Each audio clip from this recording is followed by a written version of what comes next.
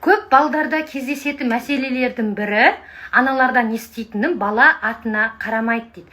Яғни сіз дәрігерге көрсеттіңіз, құлағын аудиограммаға түсірдіңіз, бала еститін болса, бірақ сонда да атына қарамайтын болса, осы бір әдісті пайдаланып көрсеңіздер болады. Жалпы балаға сіздер бір атауды қою керексіздер.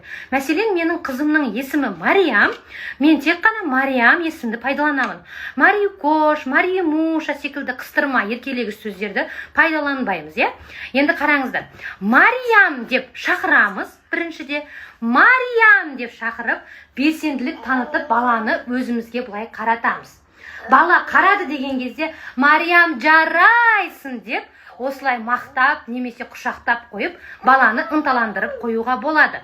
Кез келген ойын ойнап жатқан кезде, тамақ ішіп жатқан кезде, баланы міндетті түрде шақырамыз есімімен. Мариям деп физикалық нагрузка пайдаланып өзімізге былайынан қаратамыз.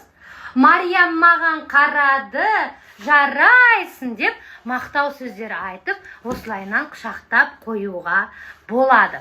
Бұл әдісті сіздер бір күнде пайдаланып нәтиже көрмеуіңіз мүмкін. Кемінде 1 ай, 2 ай қайталай берсеңіздер, міндетті түрде нәтиже көресіздер. Біз де сіздермен бірдей қазіргі таңда осы әдісті пайдаланып жатырмыз. Қандай да бір нәтижелер болып жатса, жоғарғы дәрежеде стористе, не болмаса рилстарда мен бөлісетін боламын. Қараңыз, кез келген дүниені бір рет қана жасап қоймай, міндетті түрде қайталама жұмыстар жүргізу керек. Сонда ғана сіз нәтиже көресіз. Ана мен бала 24/7. Сіз қандай коррекционный садикке апарсаңыз да, логопед, дефектолог, қайда апарсаңыз да, баланы қатты түсінетін ана ғана. Яғни сіз жанында жүретін 24/7 ана болғандықтан, сіз ғана көмек бере аласыз.